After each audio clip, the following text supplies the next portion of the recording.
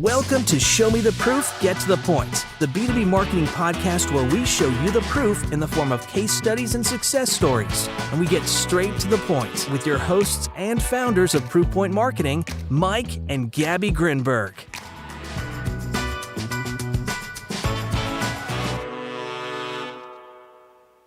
Welcome back, everyone, to Show Me the Proof, Get to the Point. Today, we're excited to have Bryan Urioste with us joining us on the show. Bryan is the Chief Marketing Officer at AlertLogic, a B2b cybersecurity company that delivers white glove managed detection and response for public clouds, SaaS, on-premises, and hybrid environments. Bryan, welcome. Thank you so much for having me. Wonderful. So today we're going to talk something a little bit different. We're actually going to focus a little bit more on sales and how to maximize the value of sales teams. We talked a little bit before we started recording about how you've been able to get your sales teams to generate 90% of direct new logo pipeline, which is pretty amazing. So I'd love to dig into that some more and take it from there. Sure. Yeah. So, any good B2B marketer will tell you the relationship with sales is obviously critical. It's, it's said many ways, sales and marketing, no spaces. People like to say marketing, whatever, made up term, I guess you want to use, but, many models out there, right. In B2B, and, a lot of my experience is on the tech side and cybersecurity. The critical role in the middle that I am a huge advocate for is the sales development, business development, whatever you want to call it. And so today, I think we can talk about some of the experiences that we've had and really how you make it a revenue accelerator. Right. It is critical. It's often the most critical or last step in the pipeline generation process for marketing. So there's a heavy vested interest in there and how those teams work together. And in a lot of cases for the sales team, it's a core part of their pipeline. And Mike, as you mentioned, if you're doing it really well, you can drive upwards of 90% of your new logo pipeline, at least through direct, through the BDR or SDR function. So lots to explore there. There's a ton to explore. I'd love for us to start with, kind of the way things are set up at AlertLogic right now. I know we again talked before we started recording about, you don't own the BDR function directly, but you have quite a lot of influence over it. I know there's definitely an ongoing debate about who should own BDR, SDR function for outbound, whether it's sort of the CRO or, VP of marketing or CMO, et cetera, right? So I'd love to get your take on why things are set up the way that they are right now for you at AlertLogic. Maybe talk about how your other experiences in the past and what you believe is the quote unquote, right way to do it. All right. We have 4 hours for the show, right? Yes. This might take a little while. Yeah. So, what I often tell people, because this is one of those questions that comes up, it's a little bit of a chicken or egg kind of thing. My first answer is always, it shouldn't matter. Right. At the end of the day, it really shouldn't matter as long as the teams are working together and it's truly sales and marketing, no spaces, then you are in perfect alignment and perfect harmony and everything is beautiful. There definitely are pros or cons. I think in my experience, I probably at least would say I prefer when it's part of marketing. But it can work equally well in both cases. If it's AlertLogic, it actually sits within the marketing organization. And what's great about that, first off is, the alignment with sales is, it's by default, it's there. They are trained with the sales organization. They have a natural relationship with the AEs. They're aligned on success. And so, my partner on the sales side, who, we have a great relationship, it's very clear. He knows what he expects of them. And then, when you have that trusted relationship, it works well because I probably spend as much time with our BDR team as anybody in the company. Because at the end of the day, what the BDR solve for is not closed won deals. Obviously, they're a contributor. They enable closed won deals, but the BDR function is really about creating pipeline, right? And so, the way I've always positioned myself as a marketer is I am, the one person in the company who owns pipeline. You got to be accountable for something, right? And so I put my accountability as a CMO, as an executive on our ELT around pipeline. And there's many cases where I have 100% of control of how that pipeline is created. But it's a great way to align yourself with, first off, the rest of the business understands what you do. Not everybody understands what an MQL is or an inquiry is, or how exciting it is to create a complicated piece of new content or whatever. But everyone gets pipeline. Pipeline feeds sellers, and sellers create bookings that generate revenue for the business. And many good things follow that. So as long as there's that alignment on pipeline, and the BDR's goal is pipeline, and marketing's goal is pipeline, so it is a very, very, very harmonious relationship. And I can look to our head of sales and say, hey, I'm working with your team so that we can generate pipeline for your sellers. I think some of the challenges you can get into is there's certainly some things that I don't have absolute control over. I don't have I can certainly raise and influence things around comp, but I don't control the comp model. How we run spiffs and do things of that nature, but it's a pretty big lever. And I'd say if you're in an organization where sales and marketing don't necessarily see eye to eye, then your BDR function or SDR function, whatever you call it, they may not be operating in a way that's really set up to maximize the value of what your marketing team is generating. So that 90% that you talked about may be significantly less, and the ROI that you're generating for every dollar you're spending in marketing, could be cut in half if you don't have an effective sales development function, kind of picking it up and taking it forward. One question that I'd love to ask you, Bryan, is, you touched a lot on this, and we talked about, marketing and sales being in alignment, and how at AlertLogic, the BDRs fall into the marketing team. What does that alignment look like between you and your counterpart in sales? What are some of the maybe tools or feedback loops or process procedure that you guys have in place that is allowing you guys to have such, running a tight ship between the age-old frenemies of marketing and sales? Yeah, I'd say it starts with numbers. It's something everybody can agree upon. It's fairly objective, and I've been in enough board meetings that I know the sales guy or gal gets asked most of the numbers questions when it comes to bookings. Right? They'll defer to the marketing person to understand, kind of what's supporting it. But it starts with the bookings number, and that's how every year, and then cycle throughout the year, we start with the bookings plan. And if the bookings plan is to grow 35% year on year, then I sit down with our head of sales, and we kind of waterfall it down and say, hey, what's it going to take to support those bookings?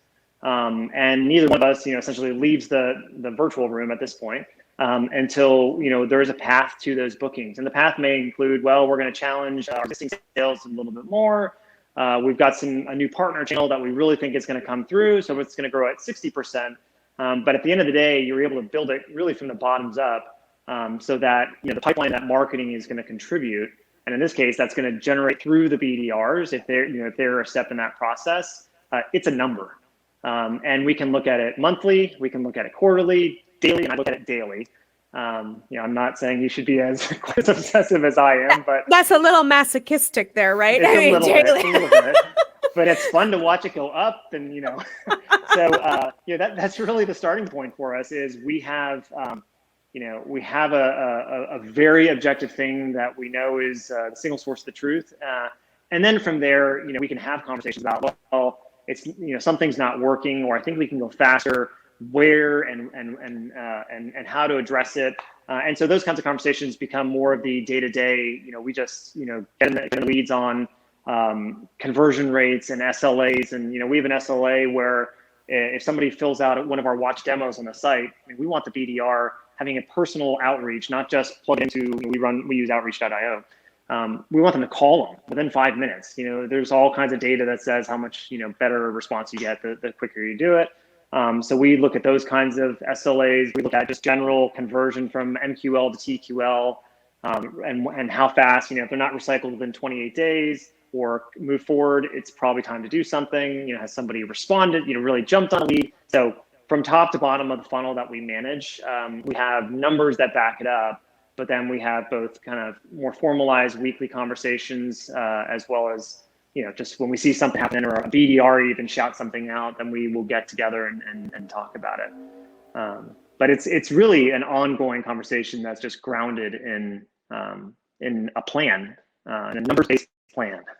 Yeah. So I'd love to take a quick step back and talk about that plan, because you brought up something that I think a lot of leaders maybe struggle with or maybe get wrong, which is the bottom up versus the top down plan. Very, very often what happens is that top down where you get, okay, well, we want to grow revenue by 50% this year, which means it's this for bookings. And and by the way, now we need 1 million new leads, right? Right. And then marketing goes like, how What? exactly are we going to do this?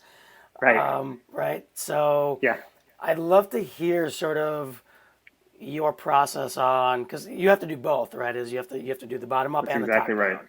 And then talk us through maybe a little bit of how you find that happy medium between the bottom up and the top down, and maybe if you have an example of where you were in a situation where there was a huge gap between the two, between the top down and the bottom up, and how you resolved that.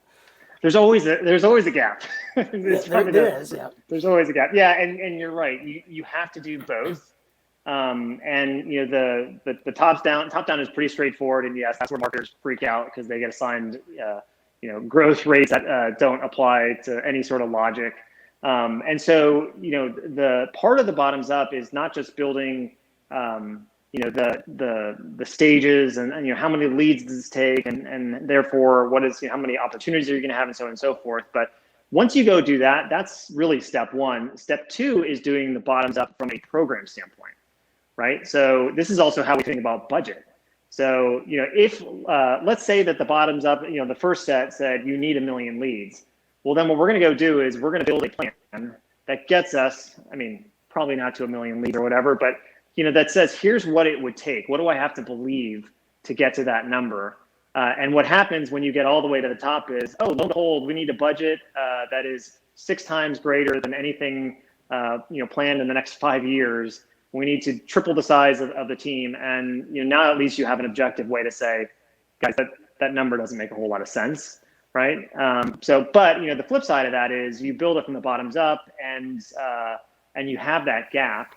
I can tell you that happened this year. We looked at it and said, look, we're trying to grow aggressively. There certainly are unknowns, between 2020 and 21, just, everything, all the uncertainty in the world. So our assumptions were probably a little bit more debatable this year than most. But we just broke it down and said, if there's a gap that's, 10% of the total, oftentimes it's, I wouldn't call it a negotiation or a debate, it's a discussion. But we will, to some degree, where we see opportunity, it could end up splitting the difference where we say, hey, look, head of sales, let's plan for the BDRs to qualify and drive, at a higher rate and get 5% better at, straight up outbounding, and which doesn't require an MQL. And so it's kind of it's a channel that gives us some additional scale, doesn't cost more money. And then on the flip side of that, we say, in our world, we're in this cybersecurity category that is rapidly growing. It's a newish category. And so it's taking off like crazy because it's a better way. But organic search is taking off as well. And so I'm perfectly fine saying, hey, we need to get better. There's all kinds of opportunity there. So while our spend is going to grow at 20%, our number is going to grow, our goal is going to grow at 30%, let's grow organic search at 40%. And we also happen to know that organic search leads convert at a higher rate, both to an opportunity and to close, so on and so forth. And so it's a little bit of a puzzle, but we put all our cards on the table and kind of problem solve it, and ultimately get there together. And that's actually a pretty real example of what we did this year. Was we knew we were going to see some growth on the organic side.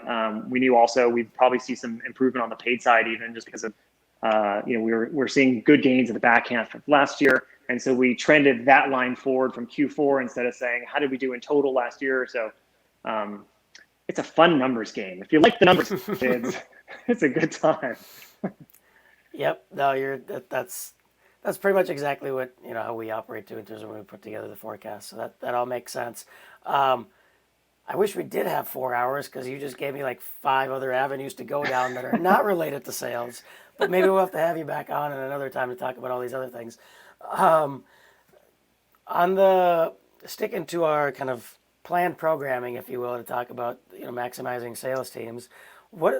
Maybe talk a little bit about the you kind of talked about some SLAs already, but that handover from sales to marketing and kind of what does that look like? How do you decide what it looks like, and how do you, because that's often I know where excuse me, where there's a gap, and that's why maybe leads maybe go unanswered, things like that. So I'd love to hear your take on that and how you guys do it. I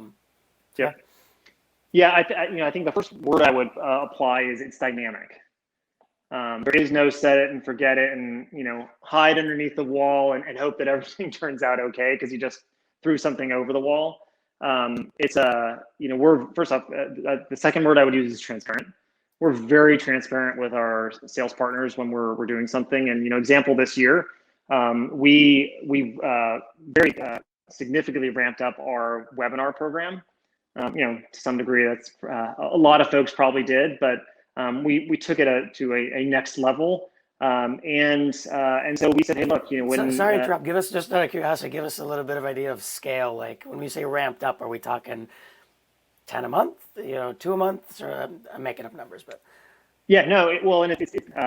so we're like 1 to 2 a month, and I'll caveat what I mean by that is for everybody it's different, right? For a super transactional business, generating 5,000 leads is probably not great. For a big enterprise, if you generate 50 that are $1 million deals, you're crushing it. So it's very much a quality tuned kind of thing, and that's really kind of been the difference. Is we're probably averaging the 1,000+ range. We run a couple multi-day virtual events with some of our partners where we'll get multiple thousands that register. At least attendance these days is 30 to 50%, right? And so we've spent a lot of time working through what do you want to do with those leads after, right? And obviously I think everybody in your show is smart and has been around the block and knows that you plan before you have whatever the event is, right? But in the BDR world, do you have them follow up on every registrant, on every attendee? How much do you invest in that cadence? How automated? All those sorts of things. And so that's been part of our, kind of the dynamic nature. We said, we early on said we're seeing really good traction. Our webinars are very topical. They are, very deliberately right in our sweet spot, but a problem in cloud security that we know everybody has. And so the folks that attend, they are very engaged. And so they're, these are people that we want to talk to. And so, we have discussions about, do we auto MQL them and make sure that the BDRs follow up with every single one? Do we do some sort of prioritized order? We use 6 Sense data to look at intent. So sometimes we prioritize that you got to get to these in the first 24 hours and so on and so forth.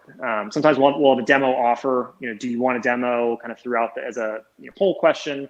And so we'll prioritize as well. But that's all part of that handoff process. And we could just shove it over, into, and the BDRs would see it, show up on their queue, or we have the conversation up front and say, it's entirely possible that we're sending you a bunch of noise, but we want you to know it's coming, and we're going to give you some strategies for how to make the most of it and how to sift through it if there is noise. And then also we're opening the communication channel for, I think you said earlier, kind of that closed loop of tell us what you're seeing, that is the qualitative feedback, such that we can go make some adjustments last time. And that's kind of that dynamic nature. We're constantly, which I will say makes certain reporting, period over period reporting challenging.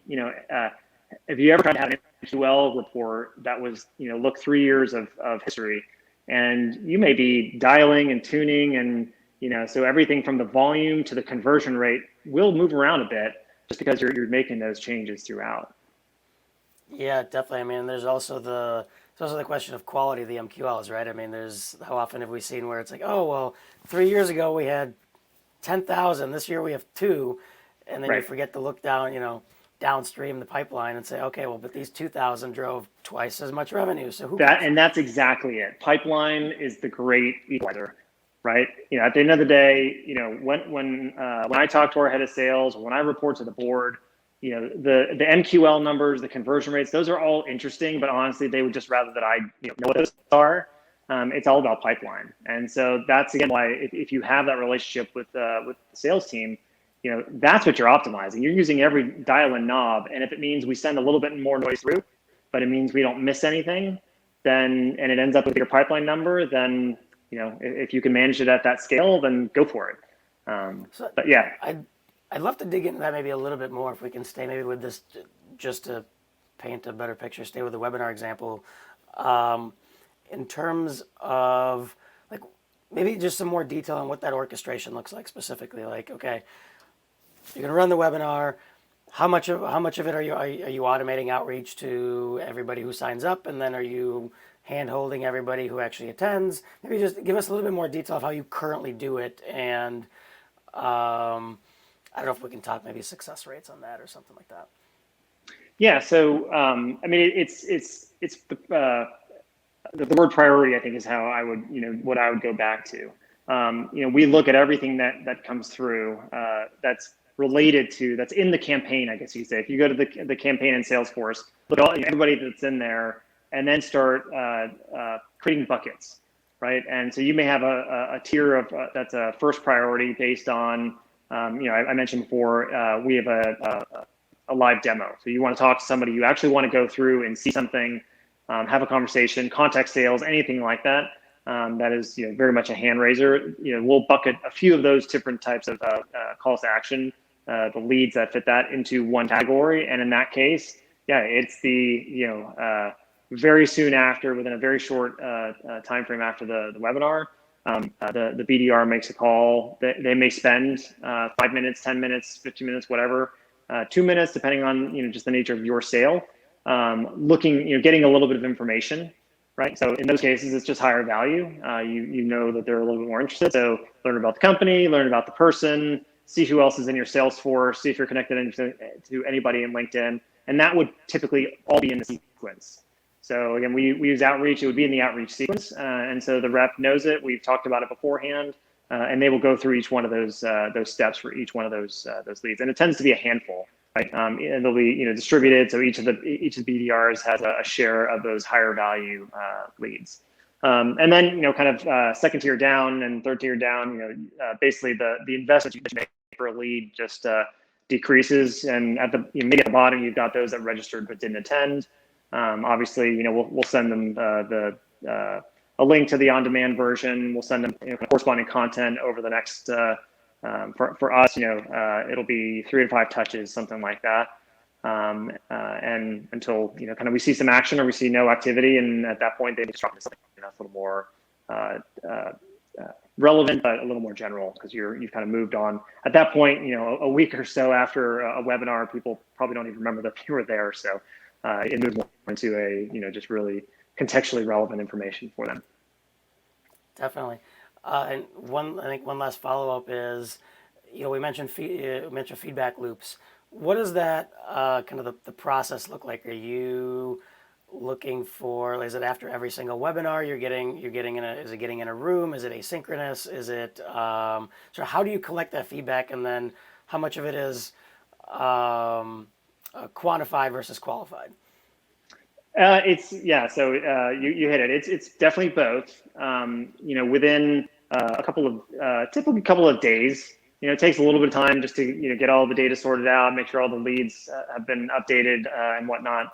And we'll do an initial readout. Typically, our marketing team will send something out that'll give just the basics. So, and this goes to all of marketing and a broader sales audience as well. Because in this case, this is also for those that provided any assistance for the webinar. It's a little satisfaction that the role they played, they're now understanding something early on. At least these are leading indicators of how successful it was. Number of attendees, how long people stayed on, how many people set up a meeting directly during the webinar. At this point, we don't know whether that meeting may still be a week out, so we certainly don't know if it's turned into an opportunity, it's pipeline, so on and so forth. But it kind of goes in. You can think of it like rings. The first ring is the right after. Let's get the basics, and that's primarily a numbers-driven thing. It's pulling the data out. A week or so later, you will have had some qualitative feedback directly from the BDRs about the response they're getting when they're reaching people, what kind of feedback they have, and then you go the next ring out, and it's a couple of weeks, maybe actually towards the time that the next webinar has been run, and at that point you've got we're probably at the end of the lead cycle. Or the active lead cycle, where we have a pretty good idea whether they have converted into an opportunity, are they sitting as pipeline or interested, but they're still really in research mode. The intent is not what we hoped it was based on their interaction at the webinar. So it's very much a combination of things. Some of those are typically emailed out as information or shared on we use a Kanban board, those sorts of things. And then a lot of the information is gathered and also discussed in follow-up sessions, a debrief after the webinar happens. So it's a combination of both. We try to make it as shareable as possible. So we use the tools, the communication tools we have, like corporate communication tools, the Slacks, Teams, whatever, to get that information out, because there are so many people involved that want to know and they want to feel the momentum, even if they had nothing to do with it. And learn from it somehow, or just kind of see the progress. And it also, frankly, holds people accountable, right? We want to make sure that follow-up happen, and you've got 40 marketers coming after you if you didn't follow up on the lead that you were supposed to. Not really. Yeah. Mike, can I take a quick aside right here? Yeah. Do you want to? I think we veered a little bit from the format topic. Well, that's okay, but I just want to make sure we stick to the show me the proof, get to the point. Yeah. And I was actually about to kick it over to you. You were okay. Well, why don't you go ahead and do that? That's fine. Okay. No, you made me lose track. All right. I'm sorry. So, Bryan, we as podcast hosts and business partners and husband and wife, we generally can read each other's minds, but sometimes we can't. So I apologize. I apologize for the interruption, but I think it's impressive. I'm in awe just watching you guys. I think at some point my wife and I, one of us would be jumping over to the other side. Well, there's a wall separating us. We do have a wall. Yep, that's true. Given us, I think, a lot of interesting insight into how you guys do it over there in terms of maximizing the value of the BDR function and how it ties into marketing.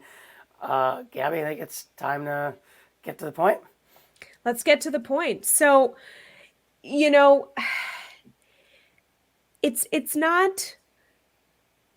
not uncommon for marketing and sales to just have a nasty relationship, right? And to not get along, or to be a lot of animosity between marketing and sales departments. And you've shared with us, Bryan, today on this episode, really how you guys do it well, and how you've broken down those silos, and how you've really put in a lot of rigor. Obviously, there's tools, there's process, there's procedures. We've talked a lot about those things sort of in action and in play. But we'd love to, the show is called Show Me the Proof, Get to the Point. So you kind of showed us the proof. Let's get to the point. Let's talk about if there are other similar companies out there, other CMOs of companies that are struggling with their sales team, their BDR teams, whatever that might be. What are some, we talked a little bit today on the show, but tell us maybe in some greater detail or more practical advice of how others out there can get better alignment with their sales team. And also, if there are CMOs out there that would like to bring their BDR team over to marketing, what are some strategies that they can do that, in terms of talking to stakeholders, building the mechanisms internally to start creating some of the rigor that you have going on on your team at Alert Logic? Sure. I'd probably start with a couple things. I think the first one, and I covered some detail on these before, just to net it out, to get to the point, I guess. It starts with accountability, right? And I think, for any marketer, hopefully it's not a secret, but sellers live and die and get hired and get fired, unfortunately, with accountability. They own a number, and so when marketers own a number, it creates a ton of credibility, and it just it means you got real skin in the game. So own it. Whatever for you it is. For me, it's almost always pipeline. It's a pipeline, dollar, euro, SEK, whatever whatever it may be. It's owning that number, and it makes it very black and white. They know what you're accountable for, and it's something they really care about, to say nicely. I think that's where the alignment comes very, very, very naturally.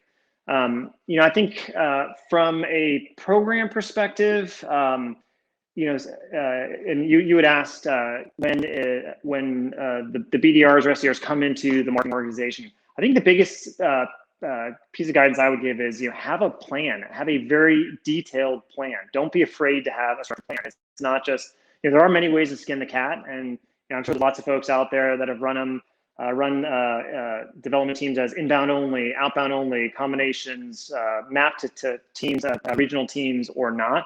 But build something very, very structured. In my case, we've had a schedule that every single BDR followed, and that sounds it may sound over the top. I don't know, but it was by the 30-minute mark.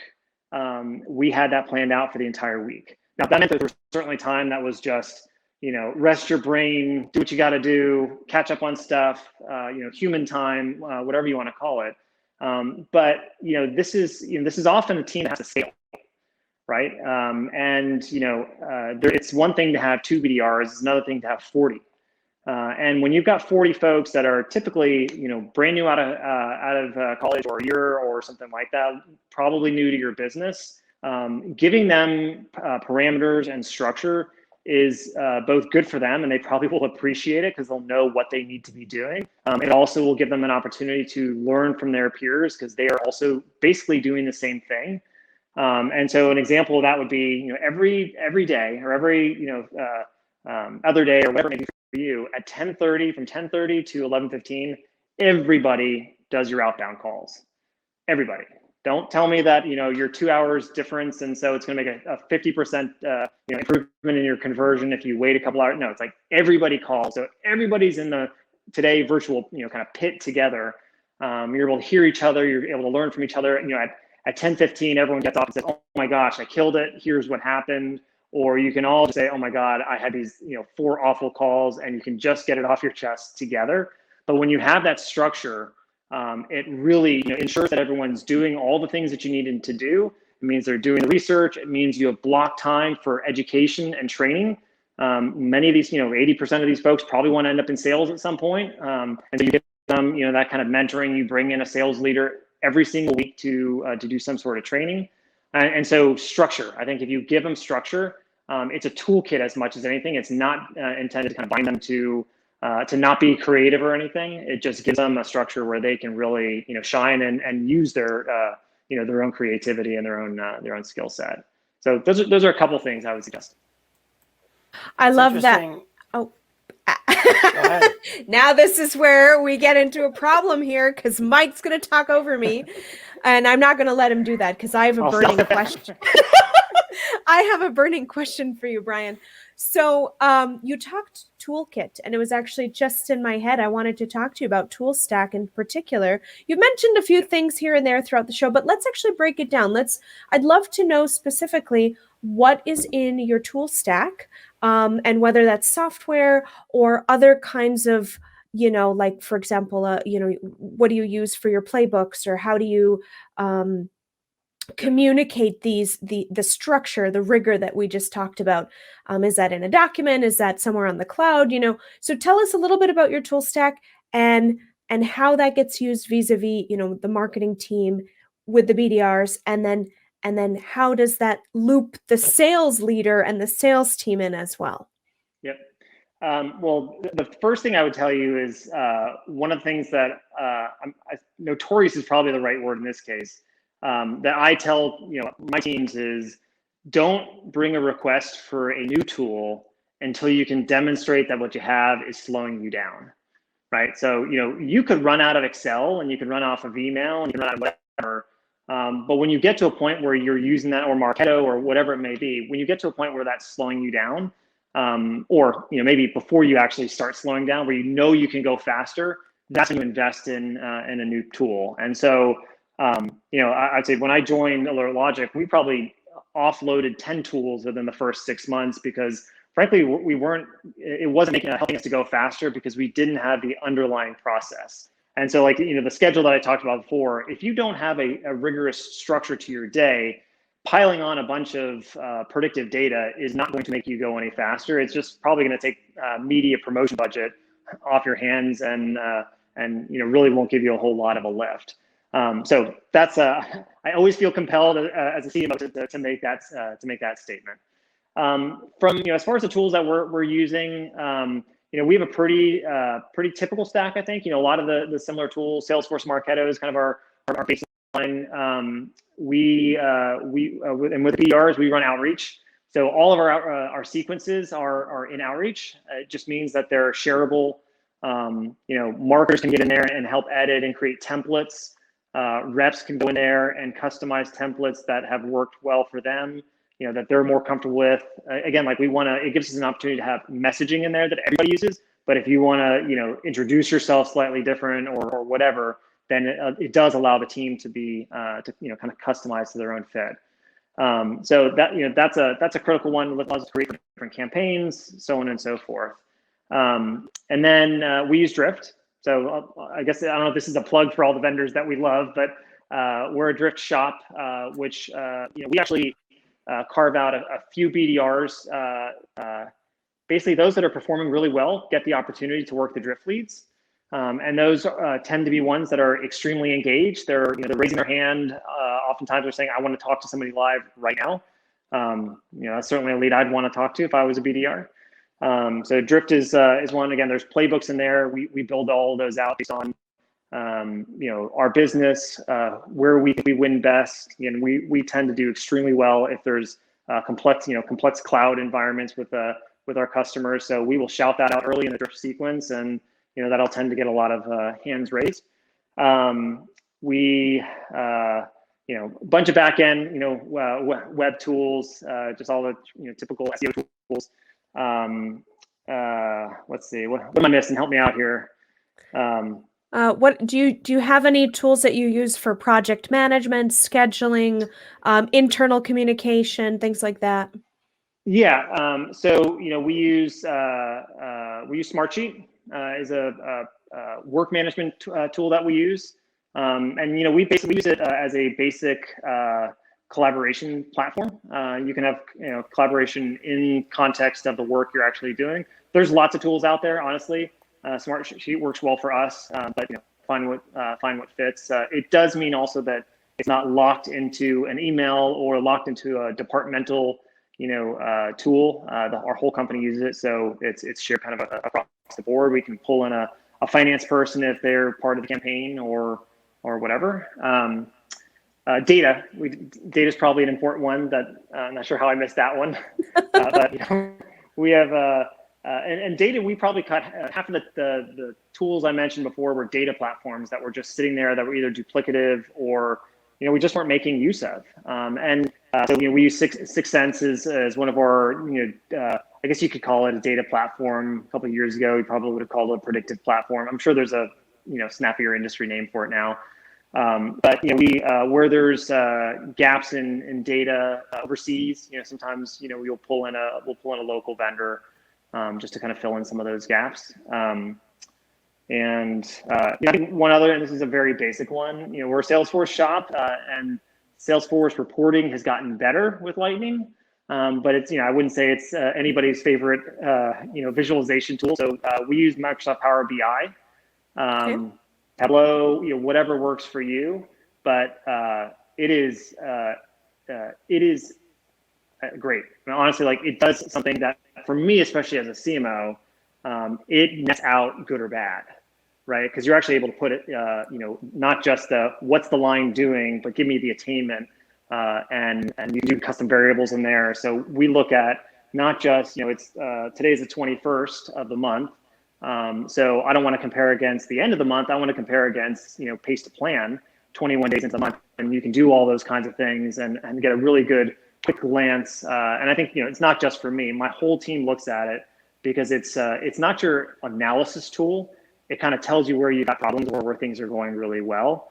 And so it's just, a lot of flexibility and visualization. And that's honestly probably one that I'm in more than any other tool that we have. You can bring different data sets together. You bring GA data in and your Salesforce data, overlay them, finance data, so you can get some of your cost stuff in there as well. And you can actually, look at really meaningful and interesting metrics. Wonderful. Well, you've shared with us a lot about your toolkit, a lot about the process, your tech stack, which is always good to know. And, we like to give a shout out to some of these big guys because maybe, they might want to, sponsor our right. Exactly. No pressure over there, but it's good for our audience also to kind of hear what other CMOs are using, what other teams are using. So thank you for sharing that. Mike, I know you and I had a question at the same time. Do you still have that question or do you have a different question? At this point, that question's gone. That question's gone. Sorry about that. Well, do you have another question for Bryan? I don't. I think it's about time for the lightning round. I think it's about time. So we're gonna get you in the lightning round. No, I'm just kidding. Stretch a little bit. Yeah, get into it. It's a lot of fun here. Well, let's go to the lightning round. Gabby's talking it up a little too much. So, again, just a few questions for you. None of these are that complicated. We'll start with, what's the main KPI you use to evaluate marketing success? Pipeline currency, whatever that currency may be. That's right. What's a new marketing strategy or tactic that you're looking forward to testing out the rest of this year? It's a good question. Honestly, one of the tactics is just optimize the crap out of everything that we're doing, make everything a little bit better, perhaps. I think it was something just net new that we're not doing, and probably relevant to this conversation. It's podcasts. Podcasts are an interesting content form, and I've seen them both.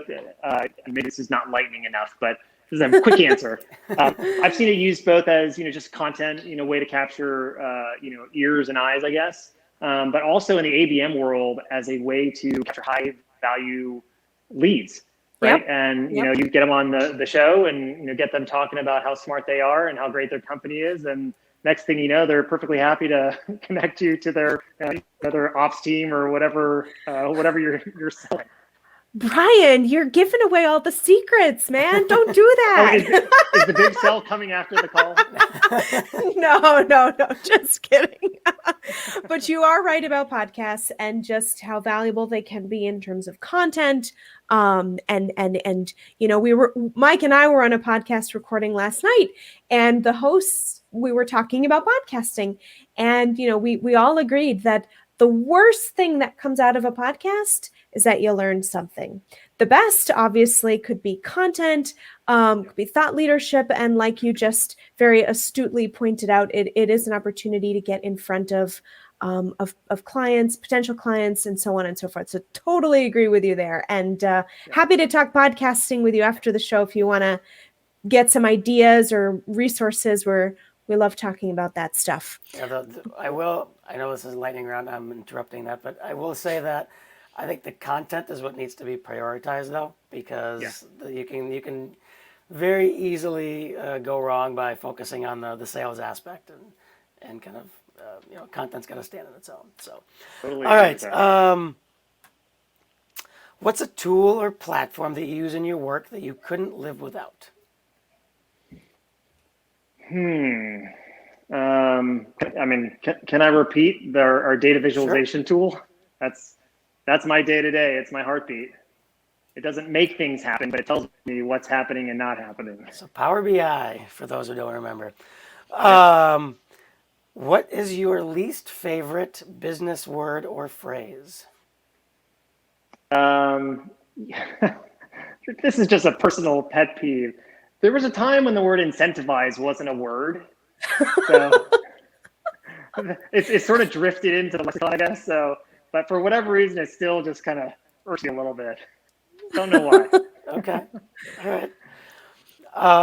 Since we were just talking about podcasts, what is your favorite podcast, or maybe a couple favorites that you consistently listen to? Oh gosh, that's let's see. Well, so truth here, I haven't listened to many podcasts recently. I used to do a lot. I'd be on the road a lot, and it was how I got places. So I Right. listened to the recently. I guess I listened to Will. This is more just personal. The what's his name? Jason Bateman and Will Arnett one. That one was pretty funny, just for pure entertainment purposes. But honestly, it's been a while. So I've got no personal. So I'm open to recommendations, both for making my brain smarter, as well as just relaxing my brain into nothingness. Well, we got some ideas. We'll share some after the show. Yeah, I've got a whole list. I just spent 3 days in the car driving up from Florida not too long ago, so I've listened to all sorts Perfect. of podcasts. And, little plug here. We certainly invite you to keep listening to Show Me the Proof, Get to the Point. We've got some great guests, so make that one on your list as well. All right, next question. What is your favorite business or marketing book? Let's see. Favorite business or marketing book. It's probably even have it here somewhere. It's the I forget actually, I'm gonna forget the exact title. It's the essentially it's the one question. It's the NPS book. Where it's very actually, you know what, probably the one I share the most is the StrengthsFinder book. Yep. So I love that one. I think it's on 2.0 or whatever. I'm a pretty religious StrengthsFinder user. I lived at Rackspace for almost 10 years, and that was sort of the language of the world we lived in. So it's just a great way at home or work. So yeah, that's a life book as much as a business book.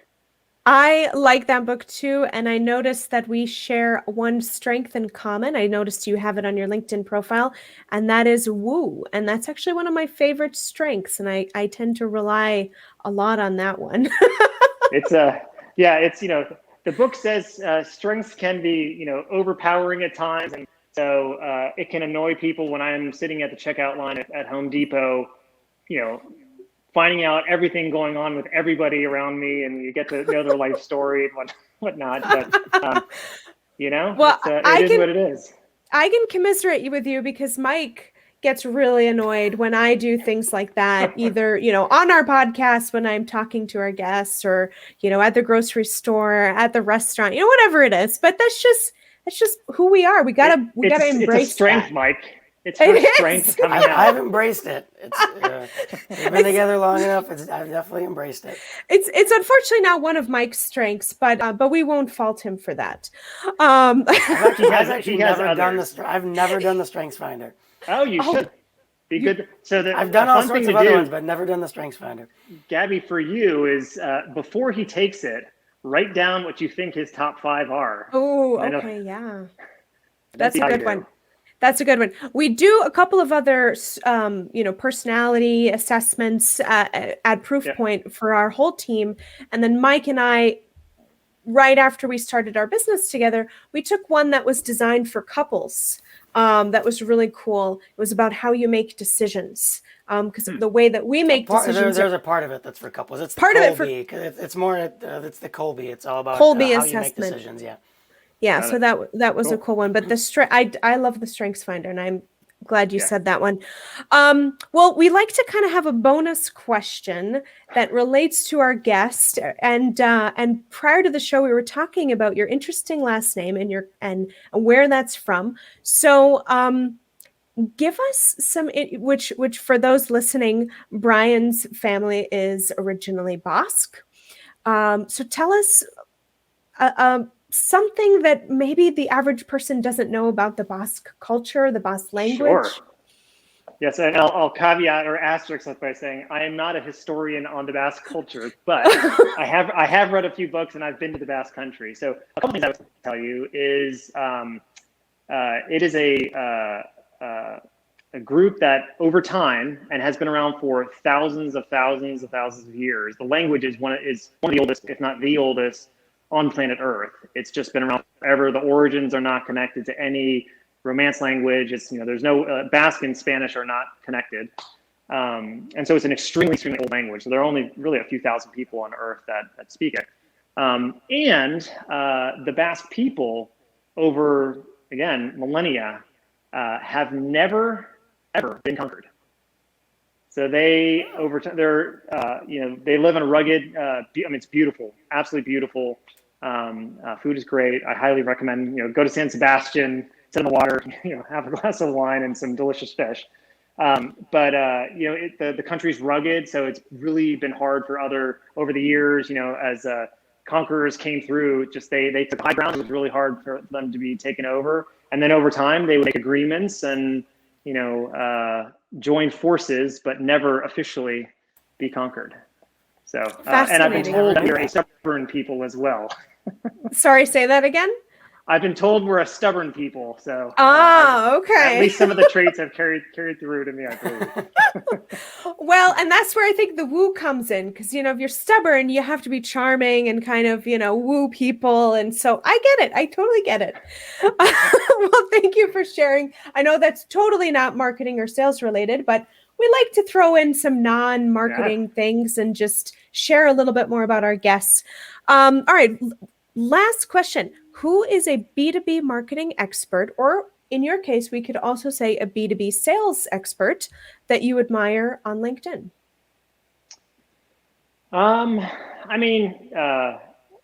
surely not alone here. I think one that a lot of us admire just over the years is John Miller. He's done so much to, both give us the foundational toolkit, the Marketo and Engagio and whatnot. And I think also, I've heard him speak a number of times. He's expanded, I think, the lens of what a marketer is. And if you're a marketer, especially a B2B marketer, I think you have a better sense of it. We're not just, creative and squishy stuff, right? It's numbers but he's a business guy. He's a thinker. He's a market maker. If you think about just the markets that he has helped to create. And I remember, when he started Engagio, that sort of became a thing, and the whole ABM movement, started with a lot of the work that he was doing.